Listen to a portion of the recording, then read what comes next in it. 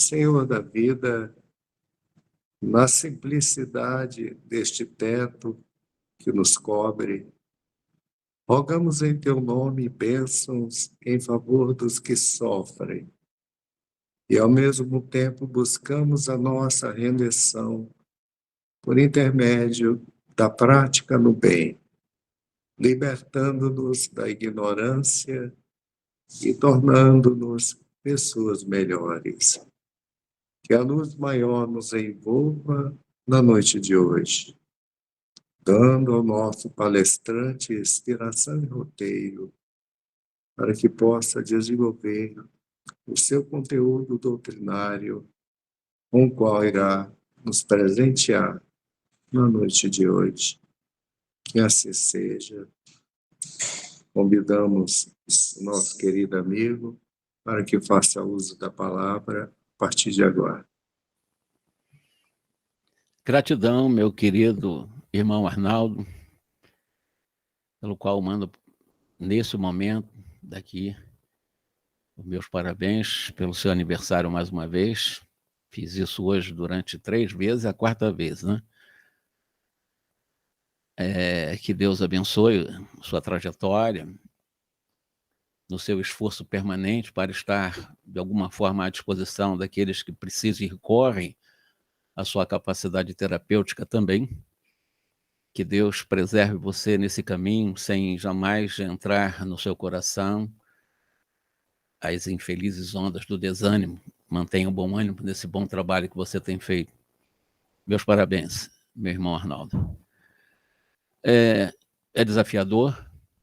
Nós fazemos esse trabalho de uma análise sobre a questão da intervida, e nós vamos explicar para vocês o que seriam essas pesquisas em relação à intervida. Nós conhecemos muito bem as obras de André Luiz, ele nos narra exatamente esse momento intervida, ou seja, entre uma encarnação e outra, que é a vida chamada na erraticidade ou no mundo espiritual, e a questão da reencarnação sendo bastante debruçada no campo das pesquisas científicas, também considerando essa vida interregna entre uma e outra encarnação. Jesus está bastante farto, nós encontramos várias passagens no Evangelho, basta pegarmos o Evangelho segundo o Espiritismo, no 4º capítulo, ninguém poderá ver o reino de Deus se não nascer de novo, naquela famosíssima conversa de Jesus com Nicodemos. E ali, o Allan Kardec, ele destrincha muito bem a questão da reencarnação, a questão da pluralidade das existências, e ali nós aprendemos muito, sorvemos de uma fonte muito segura, que é o Evangelho segundo o Espiritismo, a questão da reencarnação. E, baseado, então, sobretudo nesse 4º capítulo, é que nós vamos analisar a questão da reencarnação de acordo com também alguns pesquisadores que têm debruçado de uma forma profunda no tema reencarnação, com propostas terapêuticas, com propostas de rearrumação de campos mentais de muitos seres humanos que estão desalinhados, sob o ponto de vista cognitivo, em todo o planeta. Mas antes, eu vou pegar só um pedacinho desse capítulo citado aqui no Evangelho, que é em Mateus, capítulo 17, Marcos 9, após a transfiguração. 3 discípulos de Jesus interrogavam a ele porque dizem os escribas que era preciso que antes o Elias voltasse. Depois da transfiguração, eles estiveram diante de Moisés e Elias e eles perguntaram, baseado em Malaquias, capítulo 4, 5 e 6, por quê?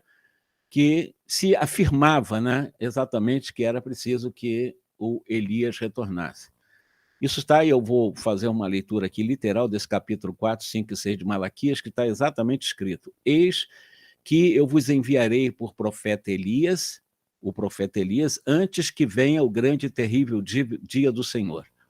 E ele, o Elias, converterá o coração dos pais aos filhos e o coração dos filhos a seus pais, para que eu não venha e fira a terra com maldição. Malaquias 5, 6 e 7, como eu disse, são essa citação do qual esses discípulos de Jesus indagaram. E Jesus respondeu nesse momento para os 3 discípulos: é verdade que Elias há de vir e restabelecer todas as coisas. Mas eu vos declaro que Elias já veio, eles não o conheceram e o trataram como lhes aprouve.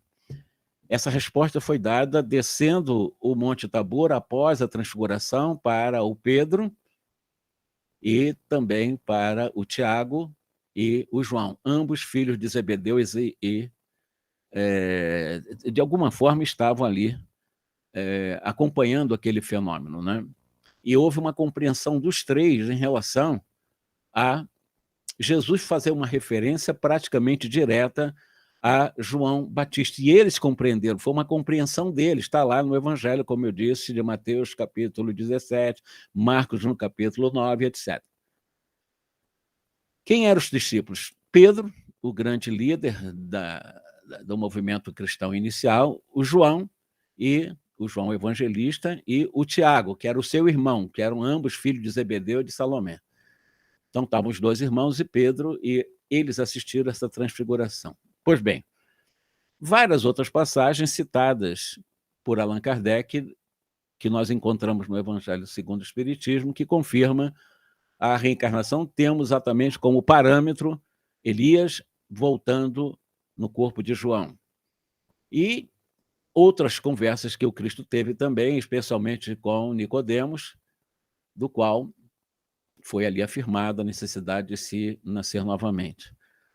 Então, para nós é um ponto pacífico o Cristo ter trazido para nós o tema, embora o movimento cristão não tenha muito bem compreendido, haja vista exatamente aqueles primeiros pais da igreja tentaram debruçar sobre o tema, aqueles sacerdotes que surgiam com lideranças na área oriental do mundo e outros na área ocidental do mundo. E quando eu falo oriental, ocidental, na realidade o mundo centrado em Roma, do Ocidente, querendo comandar os outros pontos de divulgação do Evangelho, como em Alexandria, como em Éfeso, como lá em Jerusalém. E havia uma discussão. E em Alexandria surgiram grandes pensadores, portanto, pensadores do Oriente, que defendiam a questão da reencarnação. Clemente, lá de Alexandria, Orígenes, lá de Alexandria, e outros também considerados pais da igreja, defendiam a questão da reencarnação. Tudo bem. E hoje? As religiões não falam sobre reencarnação, as chamadas religiões cristãs, aspiada aí os cristãos.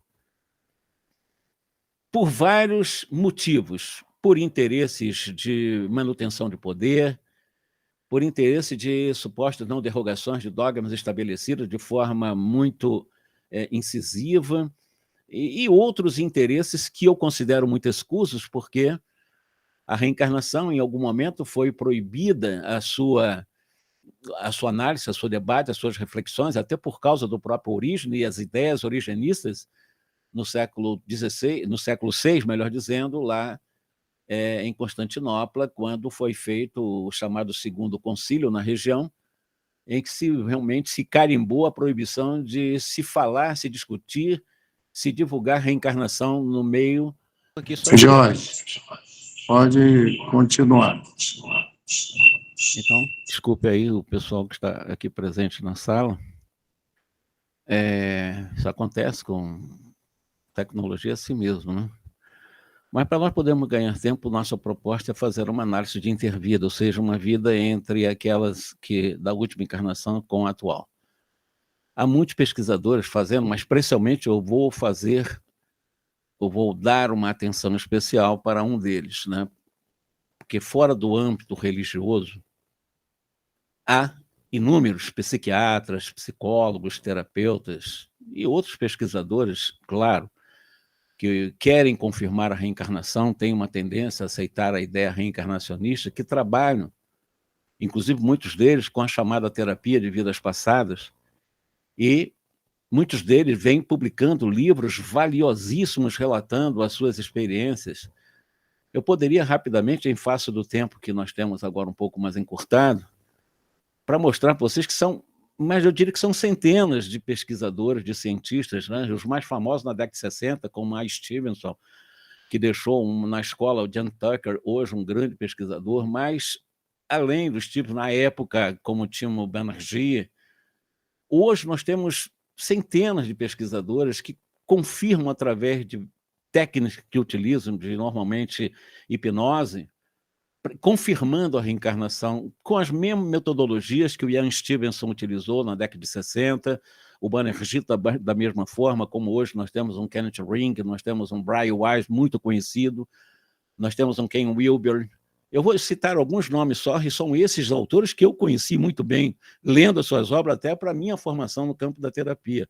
O Abraham Maslow, considerado um dos grandes articuladores, junto com Viktor Frankl e outros grandes ligados ao campo da psicologia, como os iniciadores de um processo de uma psicologia mais transpessoal, mais transhumana, mais além da vida material, como Roberta Saggioli, como eu citei, o Lyra Dossey, um médico extraordinário, trabalhando também a confirmação da desencarnação, a grande também psiquiatra Helen Van Barra, Fritjof Capra, muito conhecido também, famosíssimo Carl Roger, eu poderia dar inúmeros dele, com o Gurdjieff, o Albert Auspensky, como eu citei, o próprio Ian Stevenson, o Bruce Grayson.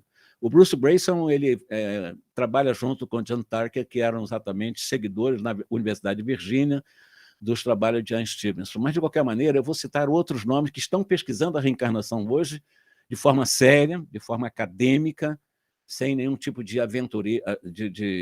atitudes aventureiras, para confirmar. Nós estamos vivendo um momento de transição muito importante no planeta, do qual a reencarnação, fundamentalmente, poderá mudar a estrutura dos padrões mentais de muitos seres humanos tendentes ao materialismo, né? Nós podemos citar, por exemplo, o Maury Netterton. Ele escreveu uma obra, A Vida Passada, numa abordagem psicoterápica. Busquei a outra conhecidíssima, Edith Fiore também, ela escreveu um livro, Você Viveu Antes. Eu vou dar uma especial atenção para o Joel Eaton, e junto com Joel Fisher, eles escreveram também um livro chamado Vida, Transição, Vida, e é baseado nesse livro que eu vou tentar expor um pouco a questão da intervida e a questão consciencial. Nós temos o Roger Wurger também lá na Inglaterra, escreveu As Várias Vidas da Alma, o famosíssimo Patrick Drouot também lá na França, ele escreveu várias obras, dentre as quais eu destaco Reencarnação e Imortalidade. O Thorvald Lefsen, ele na Alemanha, ele é um psiquiatra também da Alemanha, ele escreveu A Regressão de Memória como Método de Cura. Hans Tandem, tudo cientista, tudo psiquiatras, psicólogos, né? Esse Hans Tandem é da Holanda, autor de uma obra intitulada Panoramas sobre a Reencarnação e Cura Profunda, dentre outros. Eu estou citando alguns, são trabalhos científicos publicados para que nós, que acompanhamos os estudos sérios em academia, venhamos a não ficar só no aspecto religiosista para falar de reencarnação como se fosse uma invencionice de alguns religiosos ou de alguns princípios orientais, milenarmente defendido por grandes líderes de outras religiões. Sim, a reencarnação, hoje, sobretudo hoje, de 40, 50 anos para cá, tem sido objeto de incansáveis estudos nas mais renomadas universidades da Terra. Eu falei de Virgínia, nós falamos de Harvard, nós podemos fazer outras grandes universidades da Europa também, mas eu vou ficar com vocês aqui com uma proposta do tema, com o Dr. Joel Eaton e também o Joe Fisher. Eles são do Canadá, né? Ele, na realidade, já está bem velhinho, quase com 100 anos de idade, ainda está trabalhando bastante, né? Mas ele realmente tem um trabalho extraordinário, Vida, Transição, Vida, e sobre o qual eu vou fazer exatamente algumas reflexões. Nesse livro, ele procura abordar a evolução pessoal resultante, inclusive, de um aprendizado em várias reencarnações, considerando essa vida entre uma encarnação e outra, do qual ele conseguiu chegar usando hipnose em seus pacientes. Então, ele mergulhou como médico, né, no exercício da medicina na Universidade de Toronto, e, ao mesmo tempo, ele desenvolveu uma técnica própria para chegar a esse momento intervida, por hipnose. Ele criou uma técnica muito específica, muito interessante, né? Ele mergulhou nessa investigação de vidas passadas e foi abordando, claro, com cautela objetiva, de um cientista habilitado para fazer essas pesquisas, não é um qualquer um. E, em face das suas experiências, o Wheaton, como um grande profissional, ele acabou sendo até nomeado como um psiquiatra-chefe do sistema escolar de Toronto.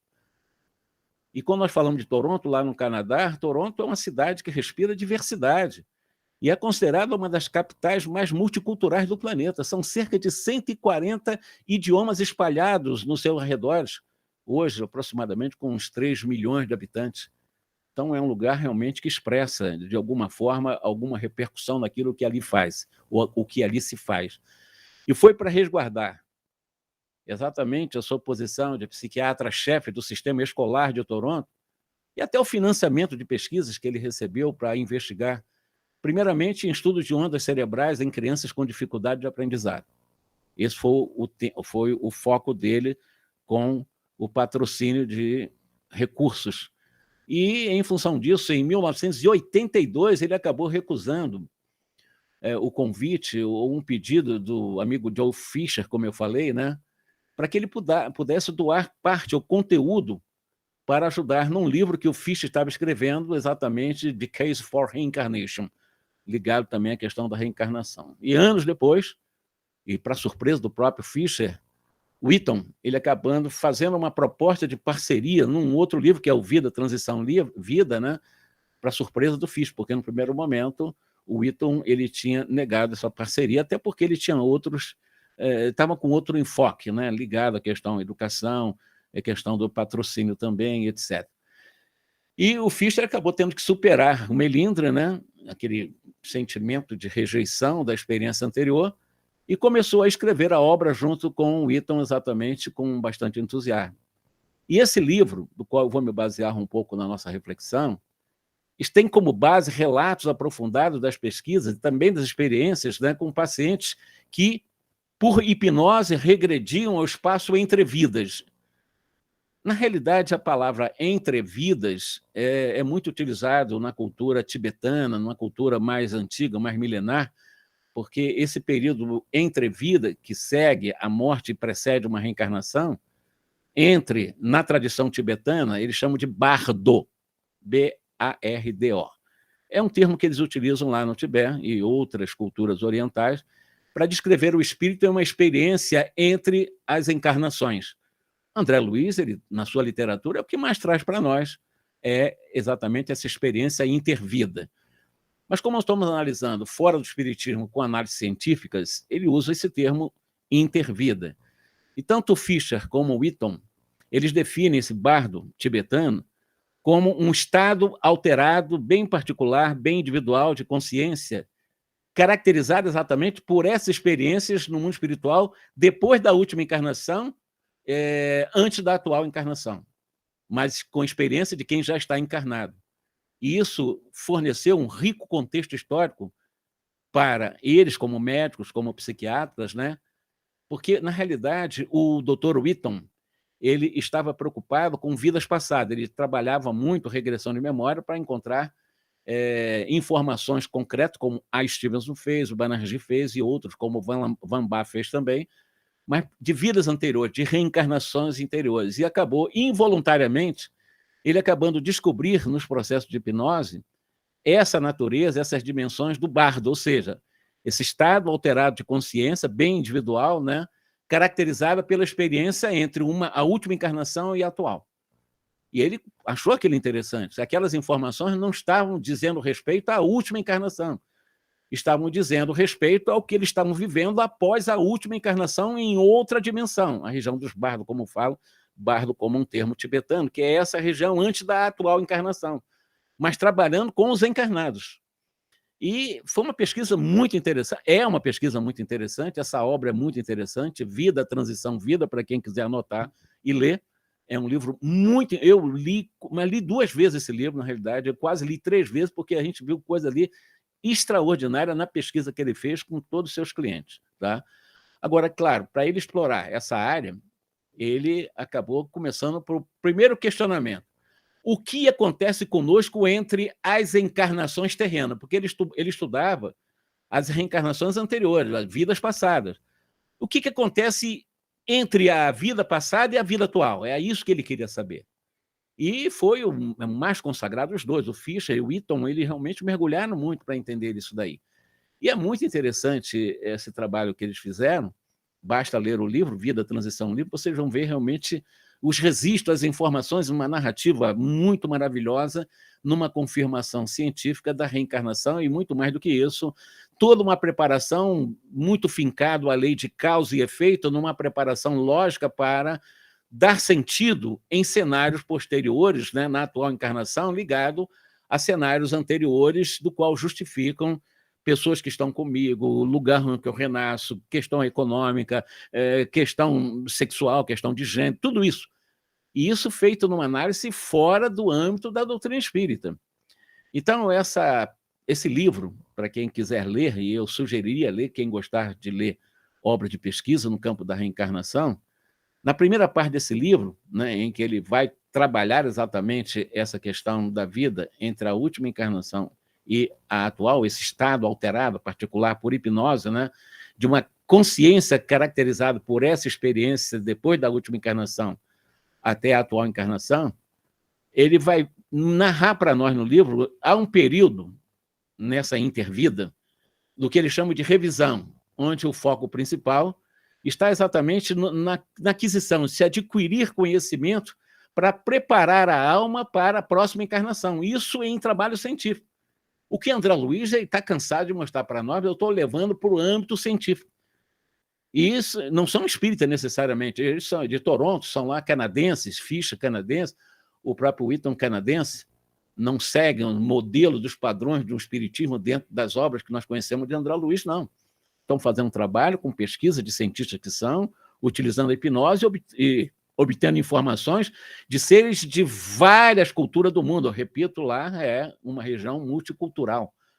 E é muito interessante as informações que eles foram trazendo. E eles vão afirmando que essa própria natureza intervida do bardo tibetano, né, esse estado alterado particular de consciência, caracterizado por essa experiência entre as vidas, exige de cada experiência desencarnada para que sejam acompanhada por estágio em vida terrena, ou seja, nesse estado de revisão e de planejamento entre as vidas, os seres, e eles contam isso em hipnose, né? Eles acabam se comprometendo com o seu próprio progresso evolutivo e traçando planos para as várias encarnações futuras, não somente aquela do qual estão sendo pesquisados. Então, um planejamento de longo prazo, não somente da encarnação atual, mas para as próximas encarnações também, e eles chegaram a essas informações. E os clientes ou pacientes do Dr. Witton, eles relatam a existência também de uma comissão avaliadora, uma comissão de avaliação, geralmente composta por 3 seres bem esclarecidos, né, para que eles possam influenciar, né, iniciando algumas discussões de erros de vida passada. Olha que coisa interessante, dentro de laboratório, dentro de consultório, dentro de espaço específico de pesquisa, falando na linguagem de André Luiz, praticamente, né, do qual eles são orientados, vendo, revendo, analisando erros que cometeram em vidas passadas, e esses, né, conselheiros, né, eles oferecem esses seus aconselhamentos, considerando essas vidas nesse processo de uma visão retrospectiva, e vai incutindo uma certa garantia em cada experiência para que esses seres que estão programando a reencarnação, nesse período intervida, né, para o desenvolvimento moral, para o desenvolvimento intelectual, para o desenvolvimento pessoal.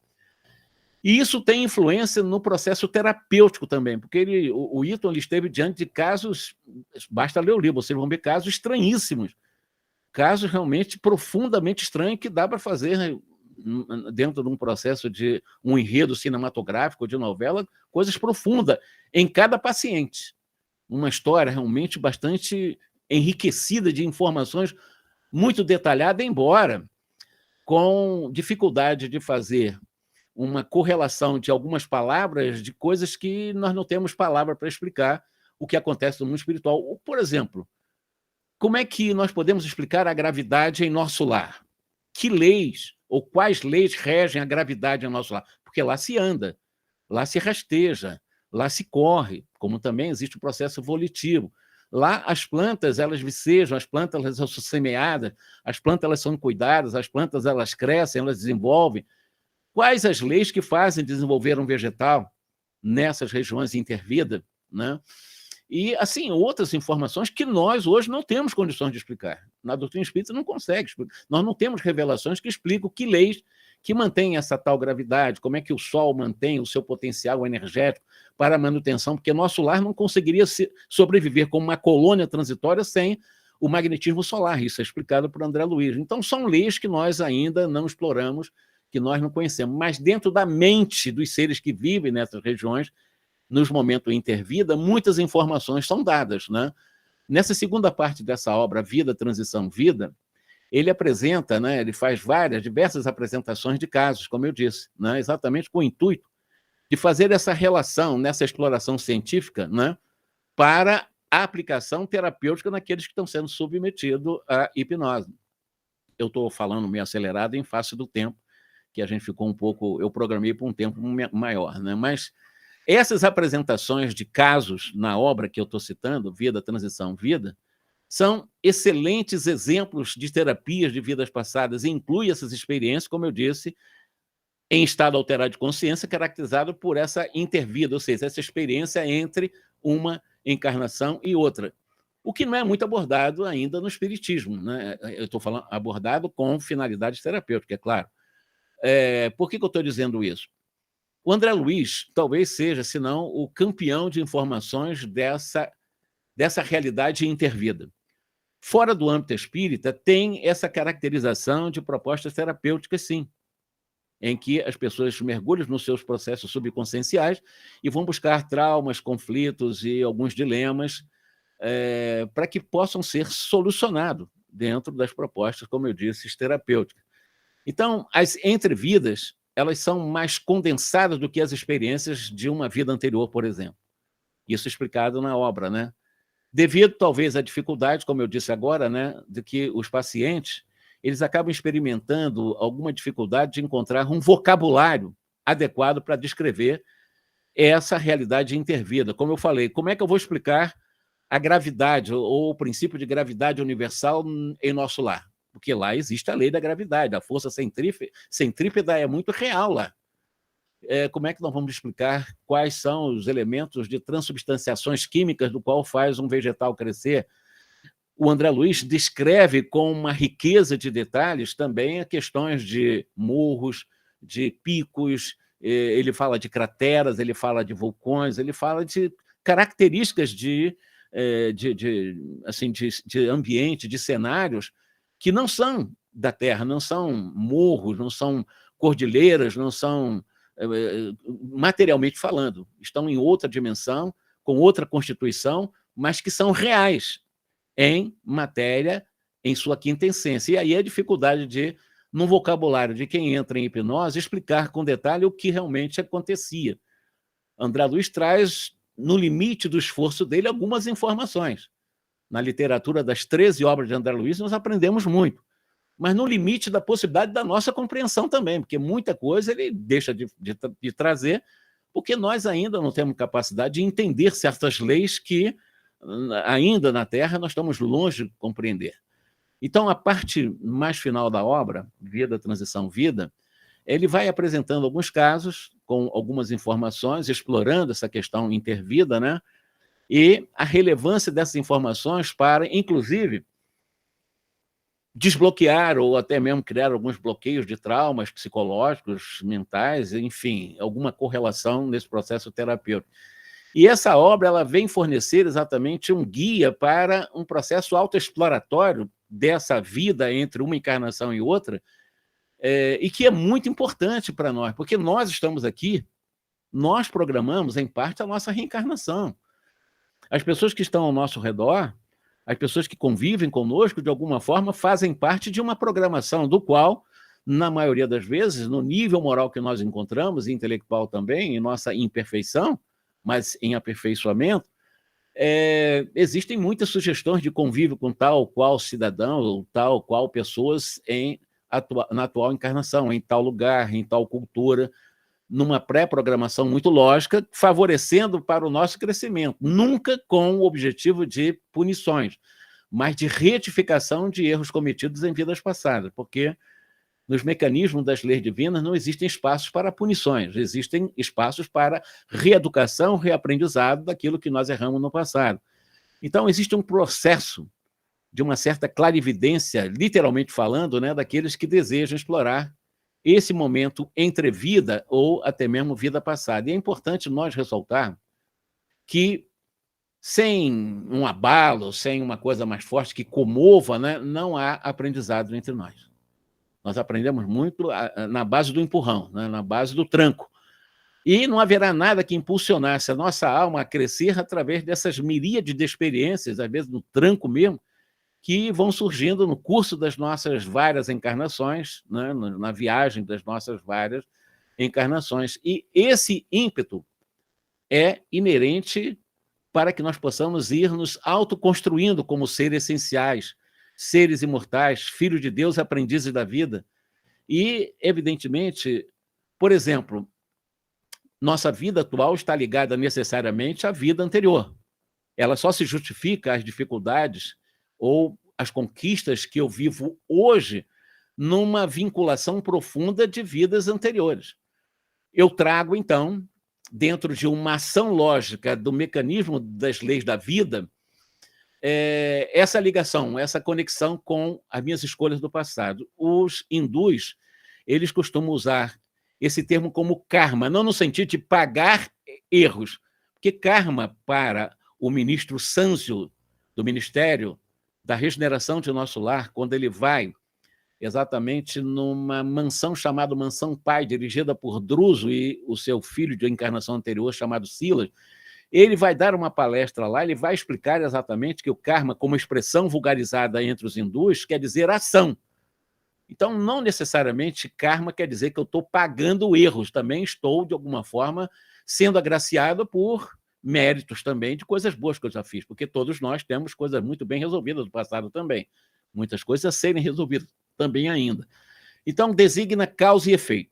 Karma é a mesma coisa que causa e efeito, é ação, é a dinâmica da ação da vida, e toda ação ou qualquer movimento deriva de uma causa, de um impulso anterior. E para nós, segundo esse ministro Sanzio, né, o compromisso particular englobando os créditos e os débitos em que, em particular, nos digam respeito. Então, essa questão de causa e efeito é uma lei que existe para que nós nos protejamos de nós mesmos, não é uma lei punitiva. E é uma lei tão extraordinária, a lei de causa e efeito, essa ação karmática, como falam os hindus, que nós temos exatamente uma outra lei divina chamada a lei do esquecimento, dentro de uma encarnação e outra, exceto se for induzido a fazer mergulhos subconscienciais para buscar as informações ali registradas. Mas em condições conscienciais, nós esquecemos o passado. E o esquecimento é uma lei de Deus. E exatamente no esquecimento que eu digo que a lei de causa e efeito é uma lei que existe para que nós nos protejamos de nós mesmos. Imagina eu ficar lembrando o tempo todo os meus equívocos do passado. Não me traria nenhum tipo de conforto e nenhum tipo de equilíbrio mental. Então, pela misericórdia de Deus, a lei de causa e efeito traz exatamente no seu bojo, na sua estrutura, na sua dimensão, na sua proposta como ação, a questão do esquecimento. Por isso é que nós precisamos analisar que nessa conta da natureza, não apenas catalogando e definindo essas particularidades das nossas escolhas do passado, mas também considerando escolhas de virtudes e de erros também, considerando povos, raças, estados, instituições, porque nós falamos de karma, ou lei de causa e efeito, considerando o indivíduo. Mas nós podemos trabalhar a questão de ação e reação em questões de povos, raças, ou instituições de estados, de instituições, etc. Então, está muito ligado a uma condição muito mais ampla do que simplesmente karma individual. Então, esse compromisso particular com o ajuste consciencial, que é a questão da lei de causa e efeito, é para nos ajustar consciencialmente com as leis de Deus que nós trazemos em nossa consciência. Então, é tudo o que nós pudermos colocar em prática enquanto nós passamos de uma vida a outra devido às motivações que me levaram a errar ou acertar, as atitudes que me levaram a errar ou acertar, o próprio comportamento do bem ou do mal, do seu ponto de vista individual, do seu ponto de vista coletivo, e a aceitação desse ajuste consciencial, esse compromisso particular, considerando a lei de causa e efeito, acaba realmente fazendo com que nós possamos descartar qualquer ideia de que nós estamos aqui como joguetes. Eu reencarnei na família que eu tenho, com uma filha deficiente e tal, mas foi obra do acaso. Não existe o acaso no dicionário do espírita. E aceitar esses ajustes conscienciais ou esse compromisso particular, nós temos a capacidade de reconhecer que o mundo é um grande palco, um grande cenário, uma grande arena de justiça natural. Não existe injustiça nos estatutos de Deus. Não pode haver injustiça, desigualdade, desventura, se todas as condições que surgem para a nossa experiência são resultados diretos das nossas escolhas do passado. Não há injustiça, não há coitadismo, não há vitimismo. Nós estamos vivendo dentro de uma lógica, por isso que causa e efeito. O karma quer dizer ação, e não quer dizer necessariamente um processo de punição, olho por olho, dente por dente. Não existe isso. Ah, mas lá nas obras básicas fala muito disso. Fala, mas nós podemos ressignificar, porque as leis divinas são amorosas, elas não são punitivas, e não é por punição que nós crescemos. É por consciências pelos reaprendizados, e não sofremos o guante de um sofrimento caprichado para me purificar. A purificação ela só vem através do amor, e não de você caprichar sofrimento como se estivesse pagando coisas erradas que você fez. Não, você corrige coisa errada que fez através do amor. Então, esse ajuste consciencial, o karma, ou lei de causa e efeito, esses compromissos particulares, está muito bem acoplado a um processo de autorresponsabilização, essa lei de causa e efeito. Nos responsabilizarmos pelos nossos atos, pelas nossas escolhas. E as ações, aí no caso individuais de vida, elas vão dando forma, substâncias, à continuidade de cada um de nós, traçando o nosso destino. Nós é que traçamos o nosso destino. Agora, tradicionalmente, o karma ele é definido, ou esse ajuste consciencial, ou esse compromisso particular, como se fosse, ou né, um tipo de uma justiça distributiva, um tipo de justiça que nos chama a responsabilizar pelos erros que nós cometemos no passado. E isso vincula o processo de renascimento e vai determinando a forma de cada encarnação sucessivamente.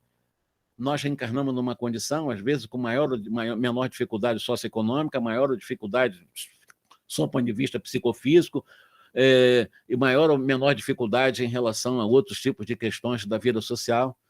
Antigamente, né, se considerava esse ajuste consciencial, esse karma, esse compromisso particular, como, por exemplo, da filosofia de Talião, né, do olho por olho, dente por dente. Não, você errou, tem que pagar pelo que erro. Não, nós temos que corrigir o erro. Nós somos convidados a corrigir o erro. Esse negócio de pagar parece uma coisa meio vingativa. Então, mais cedo ou mais tarde, as pessoas vão experimentando em si mesmas precisamente as alegrias e também as tristezas que elas vão criando para si e para os outros. Mas não com um processo punitivo, é uma escolha minha, com repercussão da minha própria escolha. E de acordo com as pesquisas do Dr. Witton, voltando a ele, a vida não tem que funcionar de uma maneira coercitiva. Não existe lei de obrigação. Eu sou obrigado a amar. Não existe essa lei. Existe a lei do dever. Eu tenho o dever de amar. Eu não sou obrigado a amar e nem a desamar, e nem a pseudo-amar. A lei é do dever, como aguilhão da consciência e como guardião da nossa probidade interior, da nossa honestidade consciencial. Aqueles, por exemplo, que viveram essa experiência, esse estado alterado, bem individual, bem particular de consciência, caracterizado por essa experiência entre as vidas, eles insistem que a lei de causa e efeito, o karma, ou seja, esse compromisso particular, é essencialmente aprendizado. Isso veio dos clientes ou dos pacientes do Dr. Witton. Não estão nem em estrutura religiosa, eles trazem essa informação de que eles reencarnaram não com um processo punitivo, isso dentro de laboratórios, num trabalho científico, e no meio religioso as pessoas têm a reencarnação como um processo punitivo. Tem que pagar, errou, matou, tem que morrer. Não é assim. Matou, necessariamente, poderá passar exatamente pelas mesmas condições ou não, dependendo da escolha e de como pode ser programada a sua reencarnação. Alguém que matou muita gente, ele pode reencarnar e salvar várias outras pessoas no trabalho científico que ele possa fazer, descobrindo fármacos, descobrindo remédios, né, e salvar muitas vidas. Então, ele está pagando os mais mortes que ele fez. Não existe essa lei de Talião. Na verdade, a lei de causa e efeito é exatamente essa realidade. É o princípio do compromisso bem particular, em funcionamento, em todas as coisas. E que torna possível nós desenvolvermos a nossa capacidade de autorrealização, de autorresponsabilização. Quando se ajuda a si mesmo, e ao próximo, evidentemente, né, surge como princípio básico da lei, do próprio ajuste consciencial, quando você se compromete a ajudar o outro a partir da autoajuda. Vamos pensar no seguinte: como é que eu posso doar amor se eu não me dou amor? Como é que eu posso amar o outro se eu não consigo amar a mim mesmo? Como é que eu posso ser caridoso com o outro se eu não sou caridoso comigo mesmo? Como é que eu posso ser bondoso com o outro se eu não sou bondoso comigo mesmo? Como é que eu posso ser indulgente com o outro se eu não sou indulgente comigo mesmo? Todo esse trabalho é de autoconsciência, é você fazer, no convite que Jesus diz, do amor ao próximo e a si mesmo, como a si mesmo, fazer todo esse trabalho. A reencarnação é para nós potencializarmos o auto-amor. Esse amar-vos uns aos outros, conforme aconselhou Jesus, não há melhor conselho para aqueles que buscam a maneira mais direta de reduzir essa carga kármica do que esse amor a si e amando o próximo. Enquanto os textos mais do mundo oriental retratam a humanidade atada, né, mais ou menos que eles chamam daquela roda de renascimento, dos samsara e outros nomes que eles usam, dessas amarras do karma como castigo, a reencarnação não tem esse objetivo.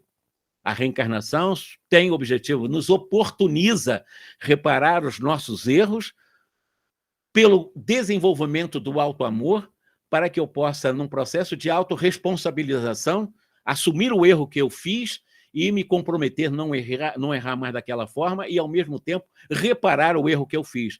Reparar não é castigo, é reparação. A reparação é consertar aquilo de errado que eu fiz. Então, o paciente do Wilton, ele apresenta alguma visão mais instrutiva desses trabalhos, desses ajustes conscienciais da lei do chamado karma, esse compromisso particular da lei de causa e efeito. Porque ali ele retrata a raça humana inteira trabalhando numa sala de aula, muito interessante essa metáfora, né? No decorrer de muitas vidas, né? Do qual cada um de nós é tanto um aluno quanto um professor, e nós temos o poder, através das nossas ações, de dirigir o nosso próprio curso de aprendizado, o nosso próprio destino. Não é com chibata de sofrimento, de castigo que nós vamos crescer, não. Nós só cresceremos pelas ondas suaves do amor que Deus é em plenitude. E se Deus ama e Deus não castiga, Deus não censura, Deus não critica, se Deus ama, é pelos caminhos do amor que nós vamos nos corrigir. Isso é muito importante para que nós possamos realmente traçar, cada um de nós, em nossa jornada evolutiva, um caminho de flexibilização conosco, de auto-perdão também. O auto-perdão não é auto-se desculpar, nem se culpar, é apenas se responsabilizar pelos erros que nós praticamos, e foram muitos, mas corrigi-los, gradualmente com amor e não por obrigação. Repito, não existe lei de obrigação. E esses padrões kármicos, como ajustes conscienciais, eles são formados como resultado desses esforços de cada um de nós, desse autoaprimoramento em cada desafio, em cada obstáculo que nós enfrentamos no dia a dia. E para já encerrar a nossa fala em face da obediência e disciplina do tempo, e isso é absolutamente lógico, deve ser assim, eu faria em nossas palavras finais exatamente como que um convite para a leitura do livro que eu estou citando aqui. É um livro extraordinário, é um livro científico, é um livro do Joel Witton, Vida, Transição, Vida. Existem vários outros, eu citei pelo menos uns 20 autores aqui, todos eles trabalham a reencarnação, e para que nós, espíritas, também tenhamos uma visão de reencarnação, não de forma mística, mas de uma forma concreta, real. A reencarnação é um fato. A reencarnação está dentro da lei da natureza. A reencarnação não é um fato teológico. Não, a reencarnação é um mecanismo da natureza. E hoje os grandes cientistas, e eu imagino daqui a 30, 40 anos nós teremos milhares de cientistas abrindo espaços ainda hermeticamente fechados para o materialismo nas outras universidades, para que esses grandes psiquiatras, grandes psicólogos, né, possam manter essas portas abertas ou escancaradas para o homem de ciência nos ajudar, corroborando, como Witton, como Fischer e como tantos outros, Helen Van Baar, como Patrick Drouot e muitos outros que hoje já estão dando a sua contribuição para a cada um de nós, em nossa inteligência, aprendermos de que nós não temos somente uma vida. Teremos tantas quantas forem necessárias. Já tivemos milhares, teremos outras milhares, até chegarmos à pura e eterna felicidade na angelitude. Que Jesus nos abençoe. Jorge, inicialmente nós tivemos alguns problemas técnicos. Se você quiser mais 5 minutos, 6 minutos, para você ampliar um pouco mais esse assunto tão interessante. Fique à vontade, por favor. Como eu disse, eu usei já as palavras finais como encerramento. Agora, é importante, embora eu até terminaria voltando a Jesus, né? Tudo isso que eu falei agora, vamos lá, Jesus. Eu comecei com Jesus, terminamos então com ele, né? Tendo ele, está lá no Mateus 16, tendo ele vindo, chegado a Cafarnaum, vindo dos arredores de Cesareia de Filipe, interrogou aos seus discípulos com relação ao Filho do Homem, o que dizem por aí, o que estão dizendo sobre mim? O que eles acham que sou? Isso está lá, como eu disse, no Evangelho Mateus, capítulo 16. Quem eles acham que eu sou? Aí, os discípulos de Jesus responderam. Alguns dizem que tu és o João Batista, outros que Elias, outros que Jeremias ou alguns dos profetas. E o Cristo foi direto. Quem achas que eu sou? Foi essa pergunta direta de Jesus. E o Pedro assumiu na sua liderança, tu és o Cristo, o Filho de Deus vivo.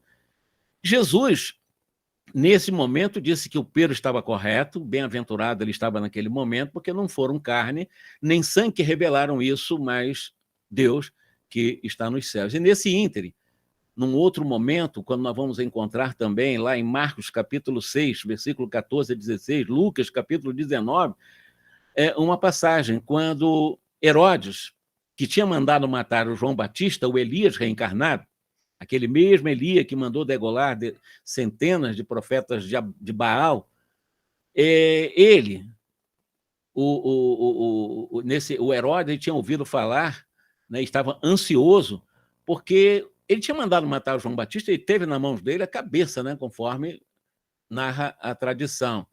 E, de repente, ele começou a pensar da capacidade, será que João Batista ressuscitou? Porque se ele ressuscitou dentre os mortos, né? Mas não, ele não ressuscitou. Ressuscitou ou não? Não, uns dizem que é o Elias que aparecera, outros que são antigos profetas que ressuscitaram, e o Herodes queria saber quem era aquele. Aí, já que ele disse que mandou cortar a cabeça de João Batista, quem é esse com quem eu ouço realmente dizer tão grandes coisas? Estava ansioso por conhecer Jesus. No fundo, nessa conversa, o que é que nós vamos ver? Aqueles que estavam próximos de Herodes, que não tem nada a ver com religião, mas ligado aos princípios da tal ressurreição, ou da possibilidade de alguém que já viveu voltar a viver. E em Mateus, no capítulo 17, e em Marcos, capítulo 9, foi aquilo que eu iniciei, mostrando que na transfiguração, o Cristo, naquele momento, ele vem exatamente confirmar a reencarnação, tanto quanto ele o fez numa conversa filosófica, numa conversa profunda, numa conversa muito séria, olho a olho, à noite, quando ele foi procurado por Nicodemos, alguém que conhecia filosofia, claro que deveria conhecer Sócrates, Platão, Aristóteles, com certeza, porque ele era filósofo hebreu, ele era um destacado do Sinédrio também, e Jesus teve uma conversa muito franca com ele, falando sobre a reencarnação, de uma forma amorosa, no limite do possível da compreensão de um doutor, que não compreendeu, na sua infantilidade, com toda a informação de filosofia que tinha, porque ele era um doutor, não era um qualquer um. Como muito bem entendeu Ananias, como muito bem entendeu Gamaliel, e Hillel também entendeu a questão da reencarnação. Até porque hoje, se nós formos analisar e fazer uma pesquisa, ou fazer um questionamento, uma entrevista com um judeu ortodoxo, aquele mais puro, ele acredita na reencarnação, porque o Moisés era reencarnacionista. Ele só não conseguiu, digamos que, democratizar, universalizar, levar para a linguagem do povo a questão da reencarnação que ele aprendeu com os egípcios. E, portanto, ele acabou levando uma ideia de um retorno do qual foi entendido de uma forma teológica de uma tal ressurreição, de quem já viveu voltar a viver. Elias, João Batista e assim vai.